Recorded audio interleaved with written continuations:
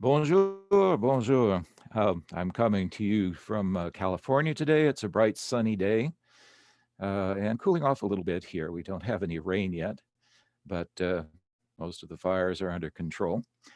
So, what I wanted to do today, Quantum Way has requested that I talk a little bit about meditations, and I wanted to cover some of that material. Some of it's fairly new, and hopefully it'll be new for you. Uh, where I'd like to start is with Abraham Maslow. Now, most of you are probably familiar with Abraham Maslow. He developed transpersonal and humanistic psychologies and was also the president of the APA back in the 50s, American Psychological Association.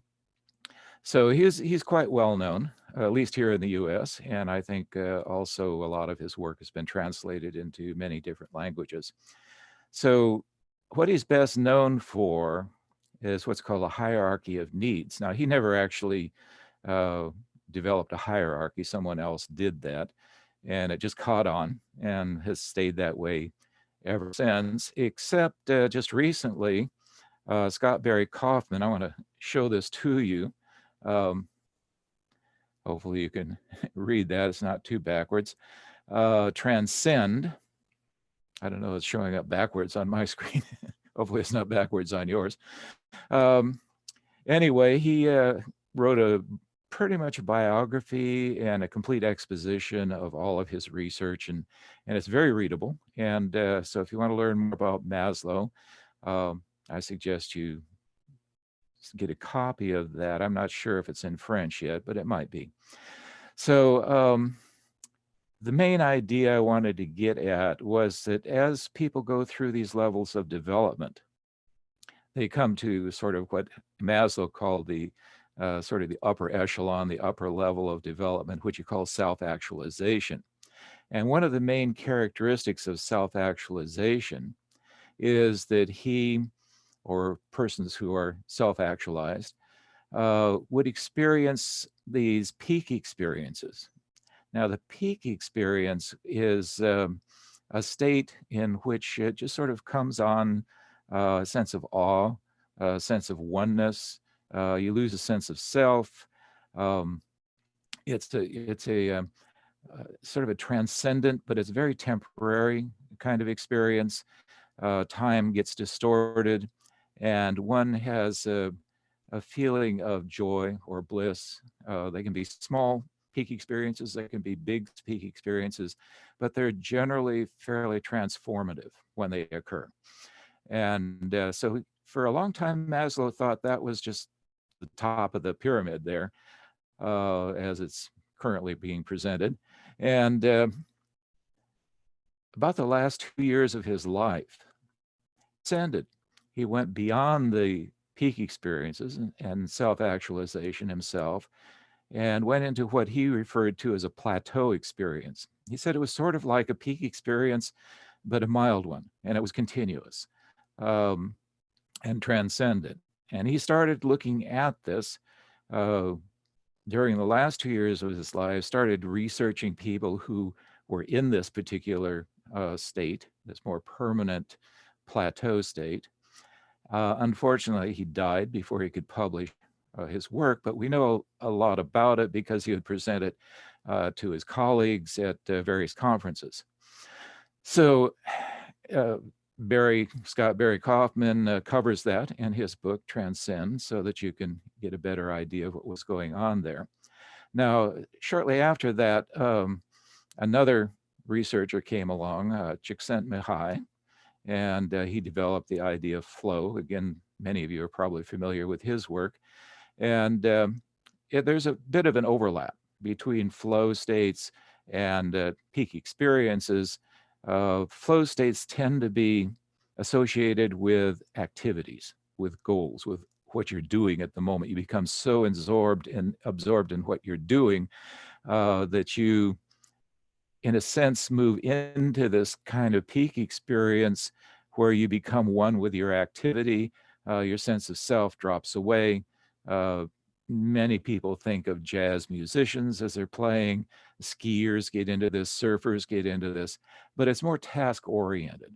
Whereas peak experiences have very much the same sort of quality to it, but they tend to be spontaneous sense of oneness with, let's say you're just standing on a mountain peak and looking out over a valley, and all of a sudden you'll have one of these peak experiences, literally being on a peak. But the correlation between the two is that sense of transcendence of the self. And as Maslow began to realize that that transcendence can be more permanent. Now, that's pretty much where things stayed for quite some time. And then recently, within the last decade or so, another researcher by the name of Jeffrey Martin began looking at people that he hoped were, happy. He said he wanted to find the happiest people around. Well, what he wound up doing was he picked up what Maslow had done, but he began to find people who were in this transcendent plateau state. And many of these people were reluctant to discuss things with him, and he had to do a lot of connecting with people. But eventually he wound up looking at something like 1,200 or more people that were in these plateau states. But he found out there wasn't just one plateau state. There were a number of them. And what he did was he spent hours and hours and hours of interviewing these people and giving them, as he said, the gold standard testing and psychological testing. So that he knows exactly where they were and to an extent how they got there. It was kind of all over the map as to how they got there. Sometimes it was due to their meditative practices. Sometimes it was totally spontaneous. And so they had all sorts of different ideas about how they got into this state. And it was persistent. And so he began to call it, because everybody had different traditions and different backgrounds, it was difficult to come up with a term, but he called it persistent non-symbolic experience. And everybody seemed to say, okay, we'll go with that one. And what he found is that if you think about this plateau has different locations on it. And he identified about 10 different locations, depending on the people he was talking to, but mainly 4 of them were the more common experiences that people had. So he called them location 1, 2, 3, 4. He didn't want to build a hierarchy. There's not one better than another. They're just different. So there was a commonality between all of this, and I'll come to that in a second.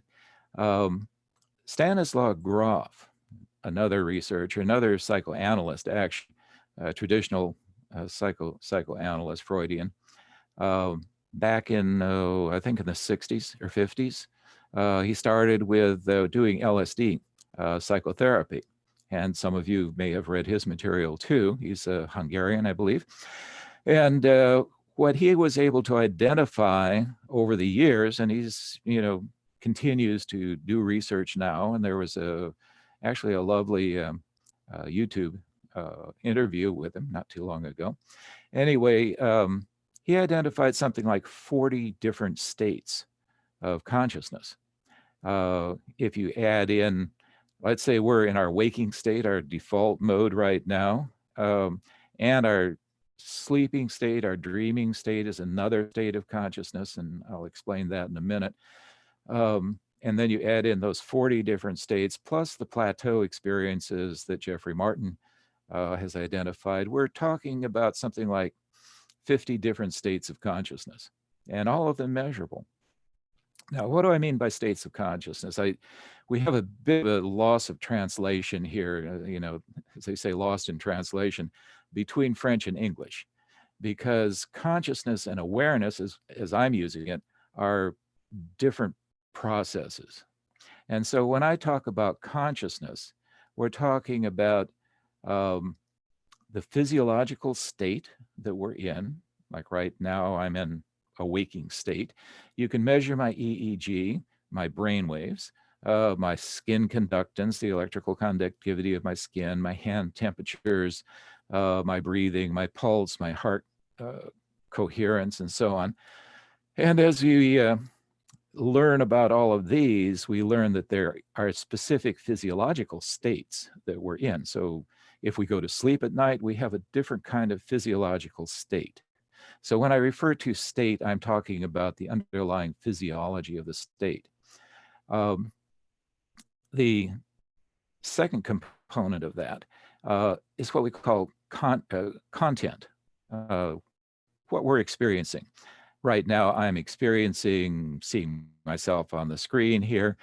So what you see here, your sensory qualities, what you're thinking, your emotional state that you're in, the physiology, the feeling of your body, your memories that are coming up. These are all content. And the content changes to a certain extent between the physiology of the state, and it will have different content. If you think about right now, you have certain content in your state that you're in right now. When you go to sleep at night, you have dreaming, and the dreaming is very different in terms of content. Now, not 100% different, but it's different. And so when you go into all of these other 40 different non-ordinary states that Groff talks about, they also are different in their content. And Groff has a good book out recently, which maybe I'll show you in a little bit later. But the third component, which is what we're talking about, or what I'm talking about here, is what I call awareness. And awareness is your capacity to notice. It's sort of innate, it's given to you. So it's your ability, your subjective ability. It's not shared with anybody else. It's just your subjective ability or your capacity to notice and experience. And that's free or independent of, to a large extent, of the content that you have and the particular physiological state that you're in.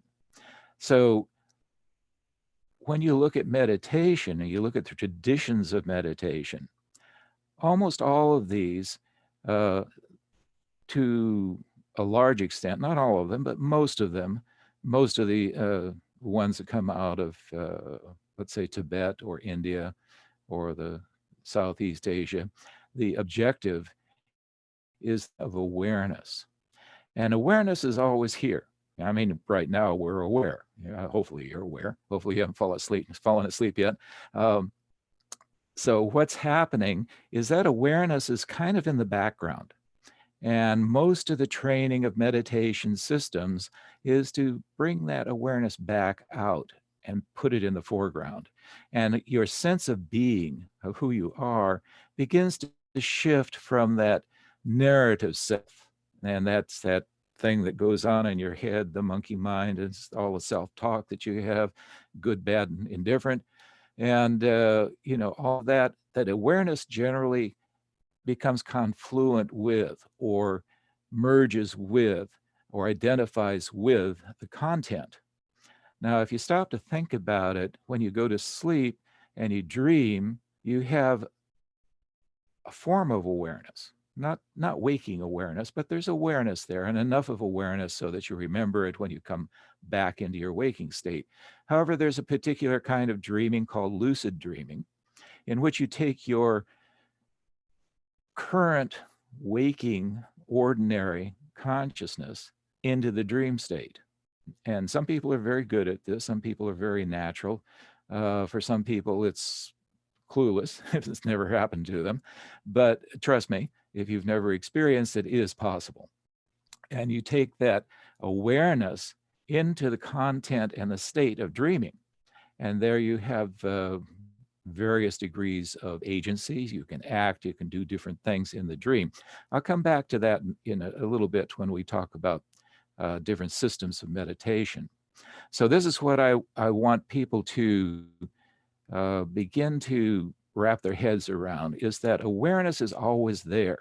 When we go through all of these 50 states of consciousness that have been described, the connecting link between each one of these is awareness. And without awareness, you'll be there. You'd be unconscious, totally unconscious. And the only time we're seem to be totally unconscious is under anesthesia, or if we have some sort of head injury. And even then, we're not entirely sure that people are without awareness. It's quite possible that awareness is there, but the memory itself is just not being laid down. So if we come back to normal consciousness, we have no recognition of the fact that we were in an unconscious state. You sort of close your eyes and you open your eyes, and hours or days may have gone by. Now, if you hold that onto that and we begin to look at the different systems or categories of meditations, and there's about 8 or 9 that Western neuroscience is beginning to look at. I'm sure there's a lot more than that. In fact, there are hundreds. But the system of meditation that most people are familiar with when they think about meditation is what we call concentrative meditation. And that concentrative meditation is basically just focusing your attention on one thing. And that one thing is usually your breath. It's always there, it's always present, hopefully. And as you continue to breathe, you bring your attention back to the breath and back to the breath again, and your mind may wander off, and you may have feelings and emotions and sensations coming up, and you bring your breath back.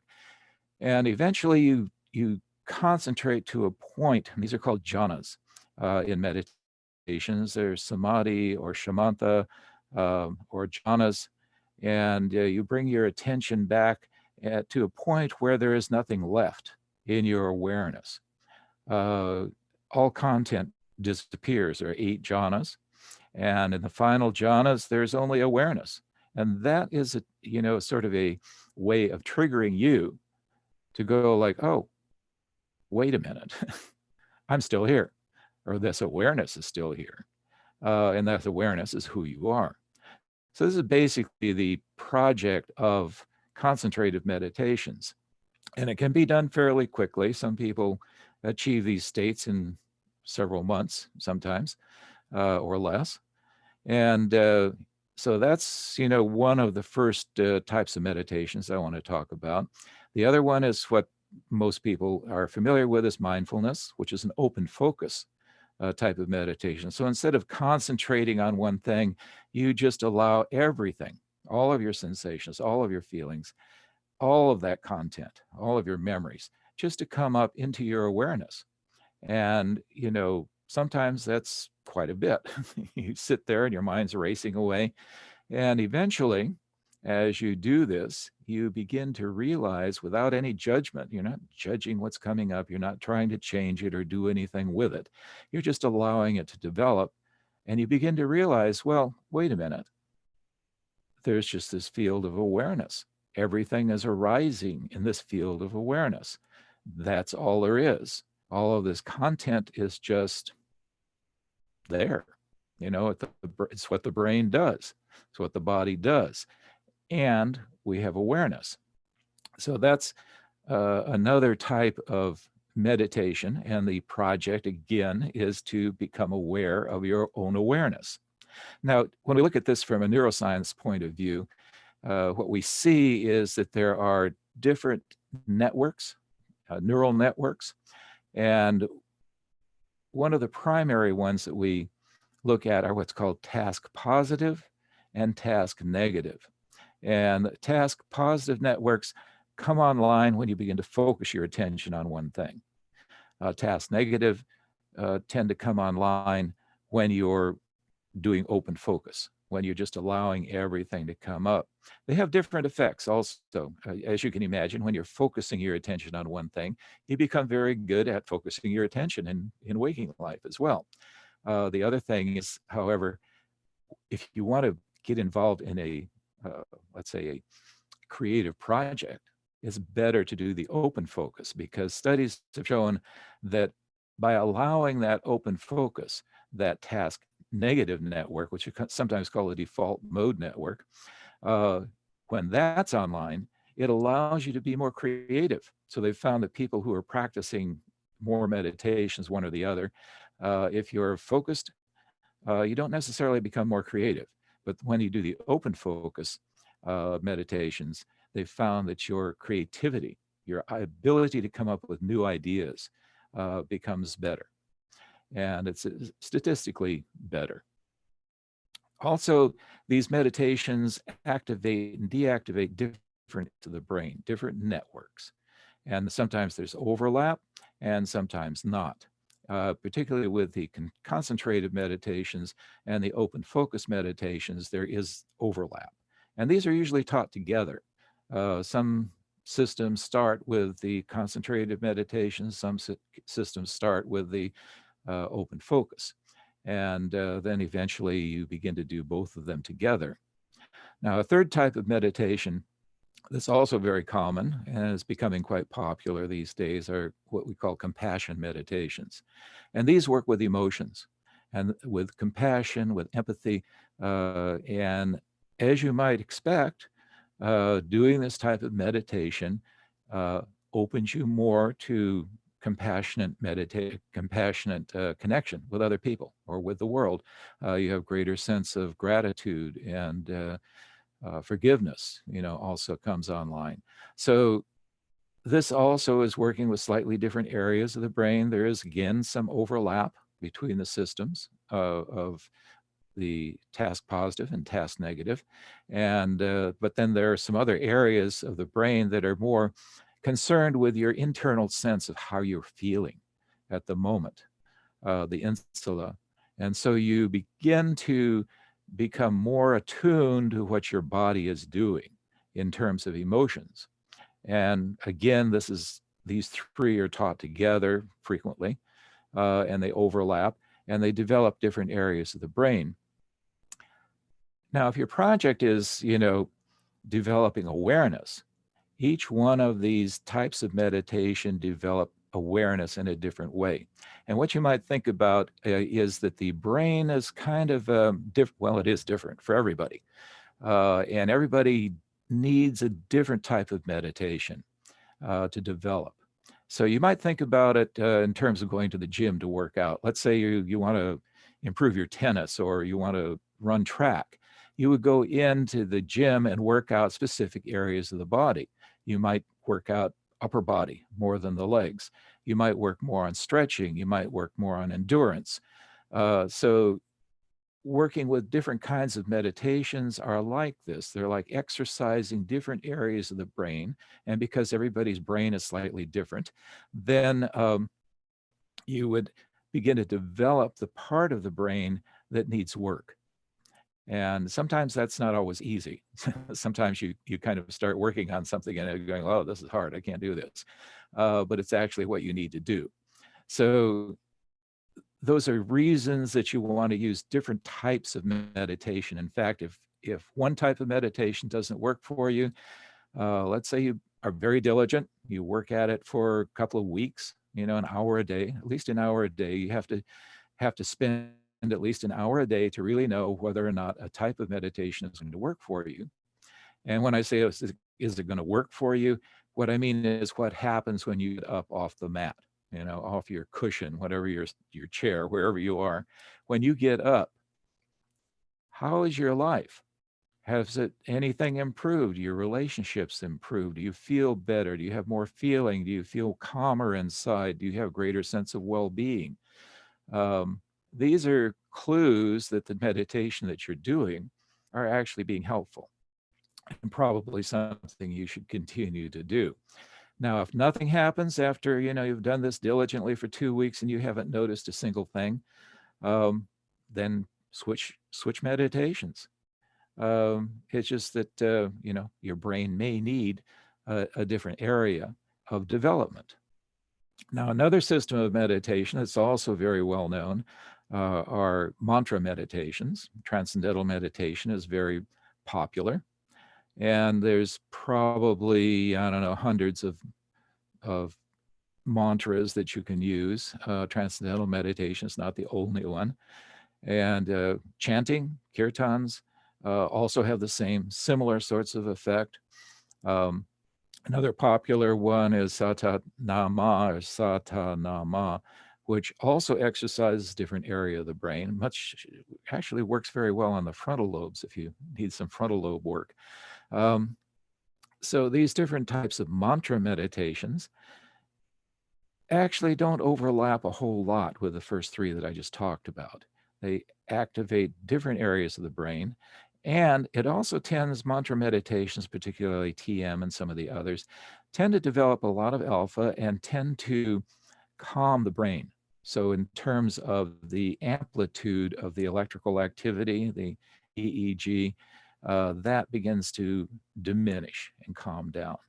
And that may be a good thing. It may be where you want. If you have a lot of activity going on, doing a mantra may help quiet and calm everything down. And then you can do another system of meditation along. Sometimes you have to mix and match the different techniques. But what's happening with the mantra? Let's say you're repeating Om. Everybody knows that one, or Om Namah. These are bijas, or seed sounds, frequently coming from the Sanskrit alphabet. And what you do is you say the word. There are different ways of doing this, but the main project is that you say Om, and you notice how that sound comes into existence, lasts for a few moments, and then disappears again. And as it does that, there's supposedly a vibrational quality to the sound, which also helps to change things. But also there's silence. So you said Om, and then there's a period of silence, and then Om. And gradually you begin to lengthen that period of silence. And in that period of silence is your awareness. And eventually you begin to go, oh, I haven't gone away. I'm still there. My awareness is still there. You become aware of your awareness.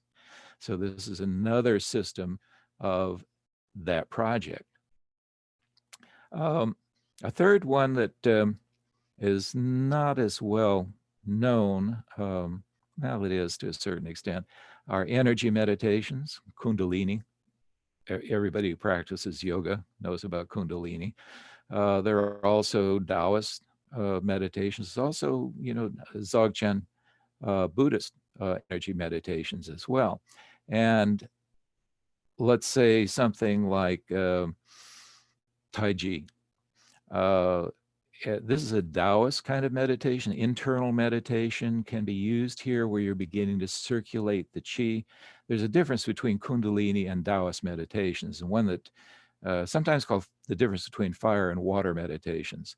The Kundalini meditations raise that energy up and blast it out the top of your head. Well, not literally, but sometimes it feels like that. And you have ecstatic experiences. Great, don't get caught up in it, because what you're trying to do is awaken to your awareness and not to the experience of bliss and joy and ecstasy. I mean, sometimes they're traps. You get hooked on that. I just want to do more joy, more bliss, more, on and on and on, and never wake up to the fact that what's there all the time is your own awareness. What happens in the Taoist water meditations is that they circulate the energy. They bring it up the channel, similar channel, and then back down the front, and they store the energy. And that circulation of energy throughout the body, there's macrocosmic and microcosmic orbits. You become aware of the energy that's moving through the body, and these have healing properties. They're great for meditation because you're developing your awareness again of that energy flow and circulation. They also have martial art applications, like Song Gong will develop that energy to the point where you can do almost magical things. I've seen masters, Tai Chi masters, using Song Gong, or Song, as they call it. If I'm probably killing the pronunciation on that, that's the general idea, is that they literally will just touch you with the back of their hand and stick to you, or you stick to them, and they can literally just drop you to the ground, because they know that internal sense of feeling where your center of gravity is, where your balance is, how you're connected to the earth or not. And they just drag you around like puppets. It's quite amazing. So these energy meditations, again, are not always trying to do the same thing. They're not always focusing on awareness. But like in Sung, you move the qi through awareness. Uh, Ting, I believe is, maybe I'm wrong in Chinese, but I think that's what it's called, just doing the awareness to move with the intent, to move the energy. The mind intent moves the qi. So the projects can be similar. There are other applications, other meditations that they use in conjunction with this. Anyway, meditations, energy meditations is another category. One that I've alluded to is dream yogas. This again comes out of Tibetan Dzogchen Bon systems, and it's very ancient. And basically, what they try to train you to do, and if you already remember your dreams really well and are attuned to lucid dreaming, this is probably a good way for you to go, is to go into the dream state, and then you begin to manipulate the dreams. You become aware of how you are creating your perceptual reality, literally, how your brain creates perceptual reality. And you separate that awareness out of that. And you go into witnessing awareness where you actually never lose awareness throughout all stages of sleep, through dreaming and non dreaming states. And again, can go into very deep meditative states, similar to what you have in your jhanas.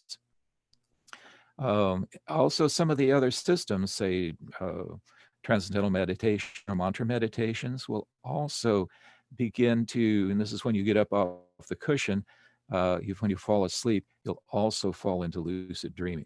So it's not unusual if you're doing a lot of meditation, whether it's dream yoga or not, you'll also begin to have lucid dreams. And if you do, that's perfect. Use that, utilize that. A third system, which is, we're just beginning to look at these days in neuroscience anyway, are shamanic systems.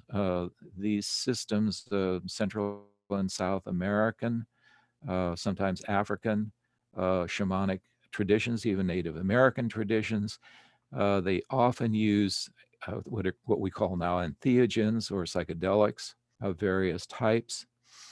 And there's a lot of research going on in this area as well as to what changes occur when you go into a psychedelic. It's using LSD or ayahuasca or mushrooms or peyote.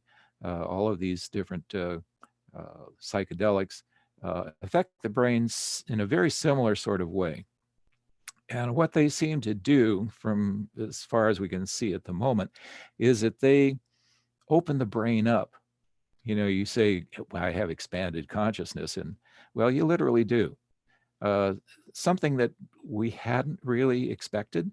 Again, we thought, oh, there'll be all sorts of activity and, lots of energy going on in the brain. Actually, the brain calms way down, almost like in a mantra meditation. The amplitude of the frequencies dampens way down. But usually what happens when you're, like right now, you shift from one of these networks to another, and there are several dozen different types of networks we've been able to identify in the brain, but you shift from one to the other, and they seem to be compartmentalized to a certain extent. When you get on a psychedelic, that's gone. All of this compartmentalization begins to break down, and you go into what's called brain entropy. That is, you have multiple states that you can go into and out of and through, and areas of the brain that don't normally communicate with each other begin to communicate with each other, can be highly creative, highly insightful. Many of your emotions will come up, so that all of this affects the brain in a slightly different way. And what some people are beginning to do now is that they're using mindfulness meditation while they're on psychedelics, and they're finding they can actually deepen their states. in this psychedelic state. And so we're not quite sure, how shamans use this. They go into the underworld, they go to the overworld. It's usually for healing other people in their community. And sometimes we call this polyphasic consciousness. Because right now well, not exactly, but we're in what's called a monophasic. That is, we go from waking to dreaming and back to waking again. And we rarely experience the other 40 states that I've talked about, unless we go on to psychedelics. And now all of a sudden, all of these other psychedelic or all of these other states that normally we don't experience begin to come online. And we begin to have plateau experiences. We begin to awaken to our connection to the universe and so on. And so that we actually have another, ability to kind of shift, to go between different states of consciousness. And this again has to do with your awareness.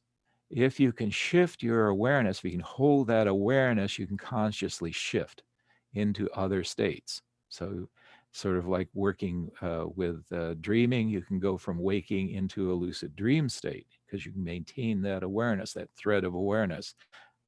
Once you learn how to do this, you can begin to shift into some of these other states. Flow states, peak experiences, and plateau states become more accessible. Now, another approach that a lot of people are familiar with are called guided meditations. Yoga Nidra is one that's very popular these days. And there are, I think, 32 different actually stages or steps within the training of Yoga Nidra, again, to bring you into awake awareness. Guided meditations are, unfortunately, a lot of them turn into feel-good trance hypnotic states. That's not where you want to go. I mean, it's wonderful. It's great. Just have a trancy, feel-good kind of meditation, and you get very relaxed, and the stress goes down.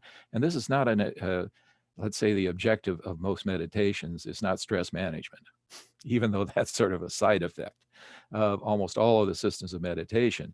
Your body will calm down, it will begin to re-regulate and normalize and reduce the amount of stress you're experiencing. Because stress basically is how you perceive what's happening to you. There's nothing out there that's actually causing you stress.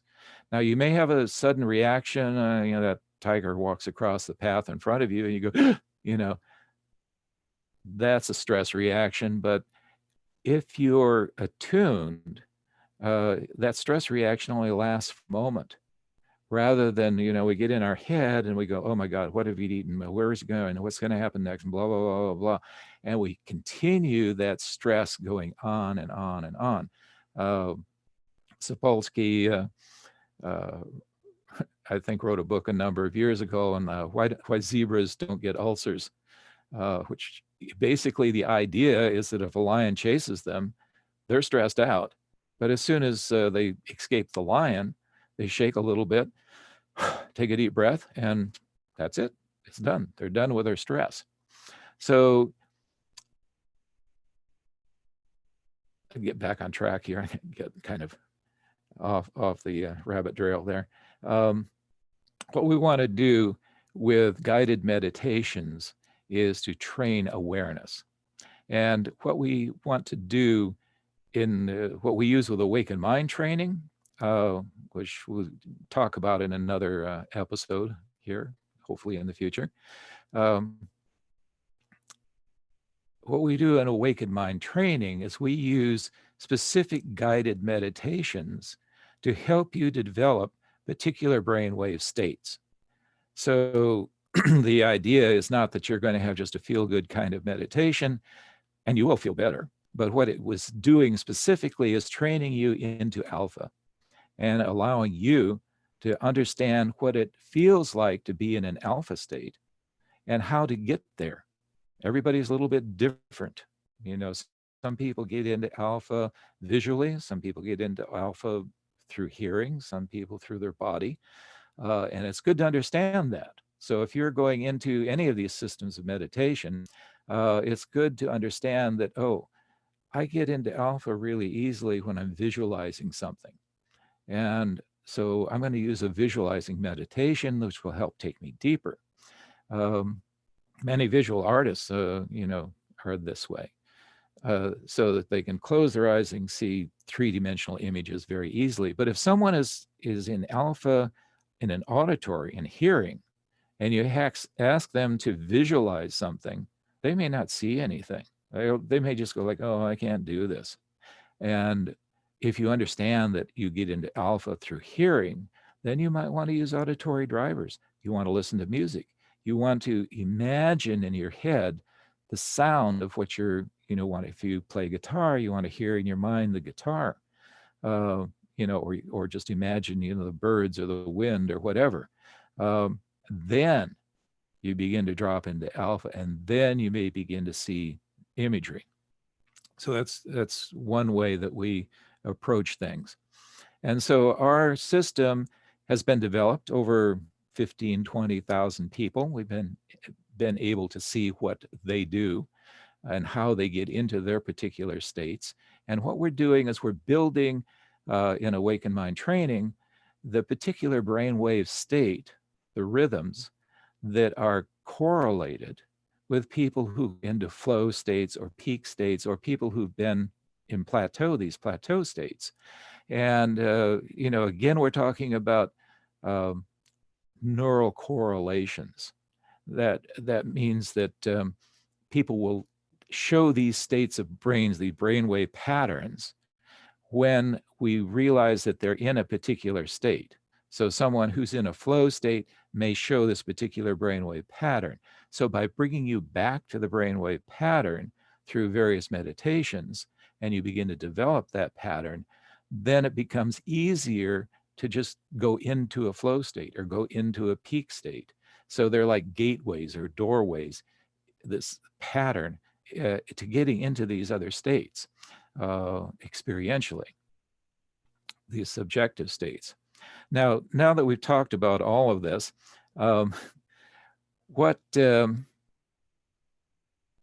we have left in terms of meditations is called direct awakening. And we also use that in Awakened Mind training. And the idea is that we're always aware. We always have awareness. So why are you going through all these progressive steps when you're already aware? You're already awake. So in direct awakening, we use different types of pointing out techniques. Like right now, you're aware. Okay. So we'd use something that's almost like a little meditation, but you don't need to close your eyes. You don't need to go into a deep state of alpha or theta. You just need to recognize the fact that awareness is there and how to shift. And this, a good analogy to this is, I don't know if you've seen these before. Some of you may have seen these. They're called 3D stereograms. And you can find them on Google. Just Google 3D stereogram, and there you'll see hundreds of them.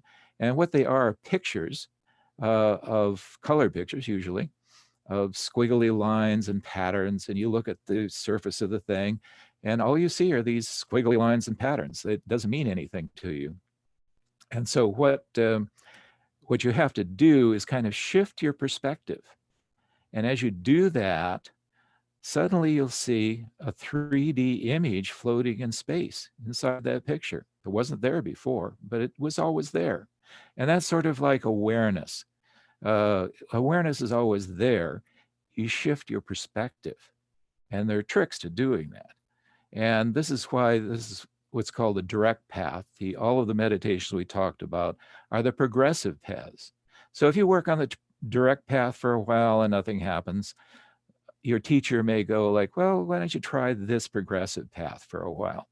And sometimes these are taught right up front to begin with. Sometimes they are considered to be advanced. Direct path techniques are considered to be advanced for some students. And so they'll, say, okay, you're ready. They'll whack you on the side of the head, and all of a sudden you wake up. Sort of, you hear about all these Zen stories about how the master whacked their their student somewhere and did something, and all of a sudden they woke up and they went, oh wow, okay, I didn't recognize that I was already awake.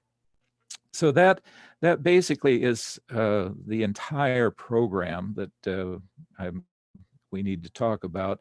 There's much more, a lot of other areas we can cover in terms of meditation, particularly in the neuroscience. I